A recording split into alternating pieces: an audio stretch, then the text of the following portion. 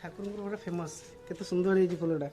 Wow Jagannath ମାମୁଁ ଘର। ଆଜ୍ଞା ହଁ ଇଏ ପ୍ରଥମ ଆସିକି ଯାଆନ୍ତି ଏ ବୁଢ଼ା ବୁଢ଼ୀକୁ ସବୁ ସବୁ ନିଜକୁ ଛତା ଜଗନ୍ନାଥ ସାଙ୍ଗମାନେ ଆଉ ଗୋଟେ ନୂଆ ବ୍ଲଗକୁ ଆପଣଙ୍କୁ ସ୍ୱାଗତ କରୁଛି। ଆମେ ବର୍ତ୍ତମାନ ଆଜି ଯାଉଛୁ ଜଗନ୍ନାଥଙ୍କର ଆମ ପ୍ରଭୁ ମାମାଶ୍ରୀ ମାମୁଁ ଘର ଜଗନ୍ନାଥଙ୍କର ମାମୁଁ ଘରକୁ ଯାଉଛୁ। ଫାର୍ଷ୍ଟ ଟାଇମ୍ ମୁଁ ତ କେବେ ଦେଖିନି। ପ୍ରଭୁ ମାଧବାନନ୍ଦ କୋଉଟା ସେଇଟା ମାଧବ ଆଗରେ ପ୍ରଭୁଙ୍କ ମାମୁଁ ଘରକୁ ଆଜି ଯାଉଛୁ ବୁଲିବାକୁ। ଆପଣ ଯୋଉଠି ଜଗନ୍ନାଥଙ୍କ ପାଇଁ ପ୍ୟାଣ୍ଟ ସାର୍ଟ ଯାଏ ପରୁଆଷ୍ଟମୀକୁ ଅଷ୍ଟମୀ ନେବା ପାଇଁ। ଆପଣ ବି ଆସନ୍ତୁ ଦେଖିବ। ଆମେ ବି ଯାଉଛୁ ଆସନ୍ତୁ।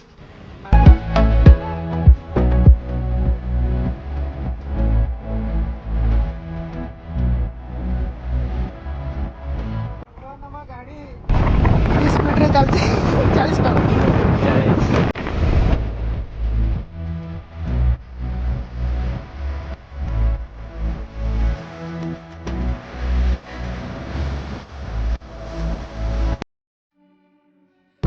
ଏଇଟା କୋଉ ଛକ ଭାଇ? ହଁ ଚନ୍ଦ୍ରମୌଳି ଛକ। ଏଇଟା ହଉଛି ଚନ୍ଦ୍ରମୌଳି ଛକ।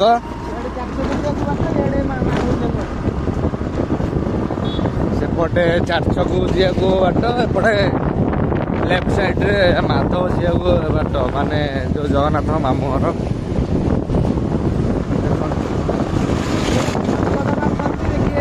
ଏଇଟା ହଉଛି ଚନ୍ଦ୍ରଶେଖର ମହାଦେବ। ସବୁ ସୋମବାର ମୁଁ ଆସେ କୋଉଠି? ସେଇ ମନ୍ଦିର ବାବା ଚନ୍ଦ୍ରଶେଖର। ଏଠି ବାବା ଚନ୍ଦ୍ରମଣି ମହାଦେବ।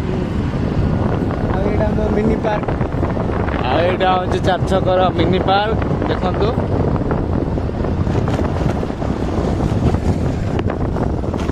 ଏଇଟା ମିନି ପାର୍କ ନା? ଏଠି ବହୁତ ରୋଷେଇବାସ ଫିଷ୍ଟ ପାଟି ପାଟି ସବୁ କରନ୍ତି। ଏଠି ବହୁତ ରୋଷେଇବାସ ବି ହୁଏ। ପିକନିକ ସ୍ପଟଟା ଏଇଟା। ବହୁତ ଜନଗହଳି। ଅସଂଖ୍ୟ ହଜାର ହଜାର ଆମ୍ବ ଗଛ ଏଠି ଖାଲି। ଖାଲି ଆମ୍ବ ଗଛ ଦେଖନ୍ତୁ। ଭଲ ଭିଉ ଏଠି। ଆପଣ ବି ଆସନ୍ତୁ ଏଠି ରୋଷେଇବାସ କରିକି ଏନ୍ଜୟ କରିକି ଯାଆନ୍ତୁ। ଦେଖନ୍ତୁ ବ୍ଲାକ୍ ଡେରେ ଯେ ମରିଯାଇନଥିଲା ଶହୀଦ ମନୋଜ ବେହେରା, ତାରି ସ୍ମୃତିରେ ଉଦ୍ୟାନ ଏ ଘର। ଆଉ ଏଠି ଆମ ଦେଶର କଣ ବ୍ଲାକ୍ ଡେ ଯବାନ ପୁଅ ଆମର ଶହୀଦ ହେଇଯାଇଛନ୍ତି, ତାଙ୍କର ବି ମୂର୍ତ୍ତି ଦେଖନ୍ତୁ। ଶହୀଦ ସ୍ମୃତି ଉଦ୍ୟାନ। ଶହୀଦ ମୂର୍ତ୍ତି ଉଦ୍ୟାନ ତାଙ୍କରି ପାଇଁ ଏଇ ପାର୍କଟା ହେଇଛି।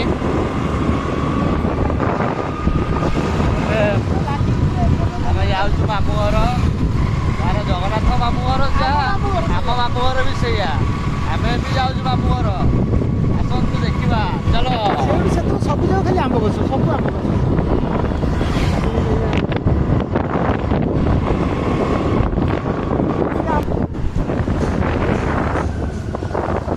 ଏଇଟା କୋଉ ଜାଗା?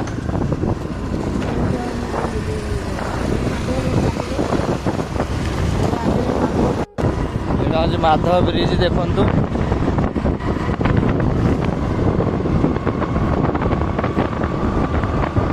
ଏଇଟା ମାଧବ ଗାଁ।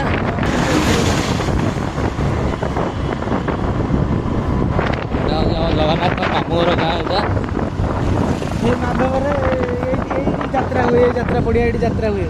ଯାତ୍ରା ପଡ଼ିଆ ଏଇଠି।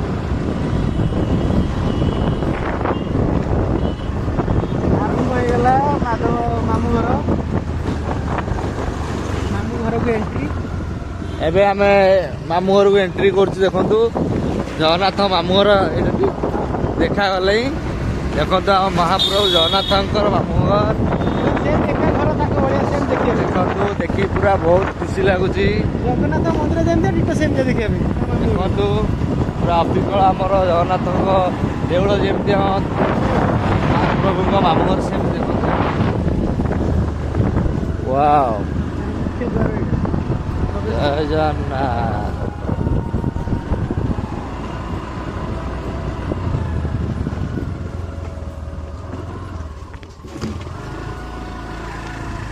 ମାମୁଁ ଘରକୁ ଆମେ ଆସିଲୁ ବସିବା ପାଇଁ। ଭିତରକୁ ଯିବା।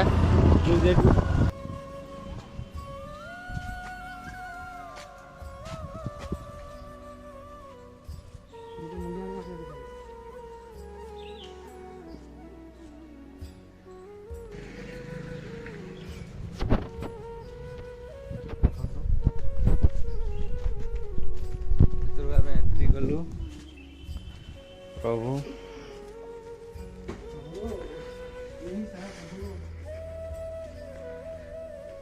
ବିରାଟ ଅବିକଳ ପୁରା ପୁରୀ ଜଗନ୍ନାଥଙ୍କ ଦେଉଳଙ୍କ ଭଳିଆ ଦେଖନ୍ତୁ।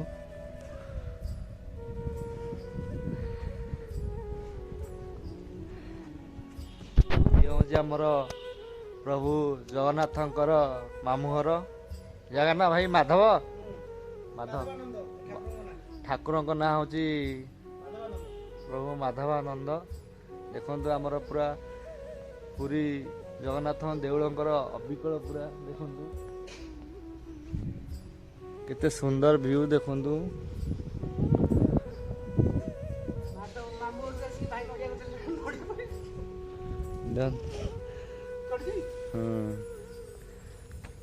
ଭାଇ କି ଦେଖନ୍ତୁ କେମିତି ନଡ଼ିଆ ଗଛ ଚଢୁଛି।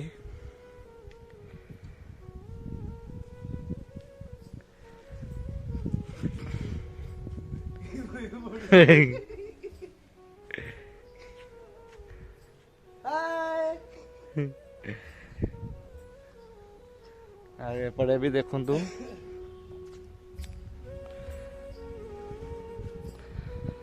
ଆପଣ ବି ଦର୍ଶନ କରିଦିଅନ୍ତୁ।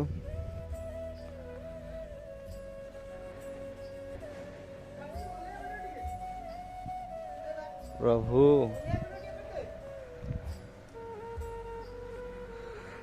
ପ୍ରଭୁ ବୁଦ୍ଧେଶ୍ୱରାୟ ନମଃ। ପ୍ରଭୁ ଜଗନ୍ନାଥ ଟେମ୍ପଲ ଏଠି କଣ କେହି ଲୋକ ଆସନ୍ତିନି ନା କଣ? କାହିଁ ପୁରା ଅପରିଷ୍କାର ହିଁ ପଡିଛି, କେହି ସଫା କରୁନାହାନ୍ତି ନା।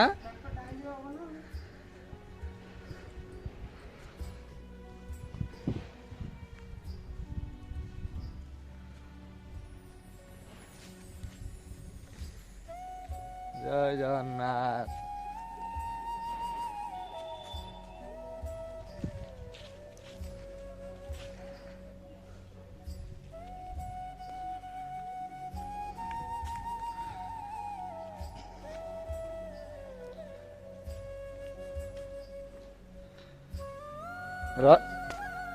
ଏଇଟା କୋଉ ଗଛ ଭାଇ? ଏଇଟା ହଉଛି ନାଗଚମ୍ପା ଗଛ।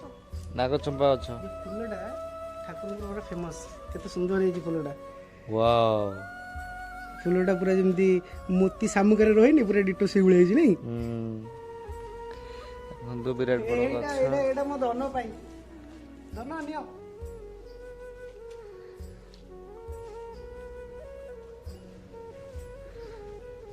ଦେଖନ୍ତୁ ପୁରା ଅବିକଳ ପୁରା ଆମ ଜଗନ୍ନାଥଙ୍କ ଦେଉଳ ପୁରା।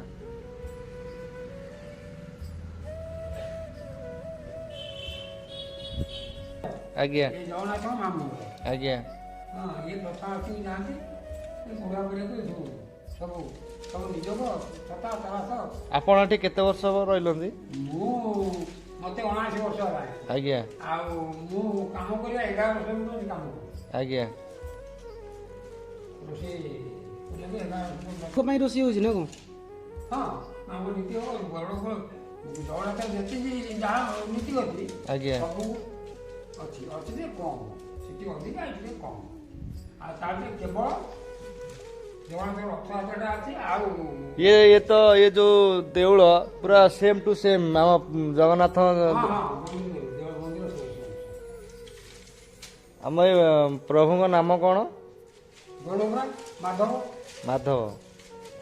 ମାଧବ ତାଙ୍କର ଭଲ ସାମ୍ନାରେ ଭଲ ହେଇଛି। ଏଇଠୁ ଜଗନ୍ନାଥଙ୍କ ପାଇଁ ଯୋଉ ଅଷ୍ଟି ଭାର ଏଇଠୁ ଯାଇନା? ହଁ ହଁ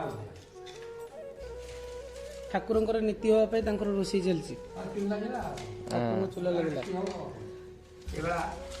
ଲାଗିଲା ନୀତି ହବ। ଆଜ୍ଞା। ଠାକୁର ଖାଉ ଖାଉ ଗୋଟେ ହେଇଯିବ ବୋଧେ। କେତେଟାରେ ଖାଇବେ? ହଁ 12:30 ହବ ଗୋଟେ ହବ। ରୋଷେଇବାସ ଅଛି ଟିକେ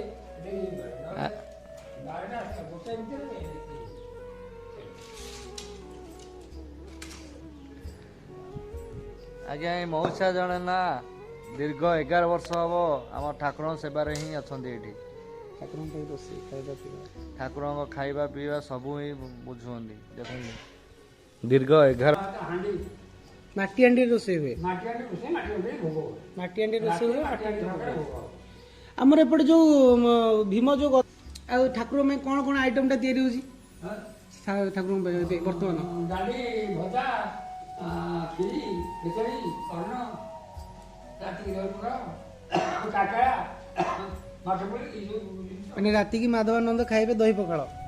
ଦହି ପଖାଳ ମାଛ ପୁଳି ରାତିରେ ମାନେ ଆମେ ଯେମିତି ଗରିବ ଭଗବାନ ବି ସେମିତି ଗରିବ।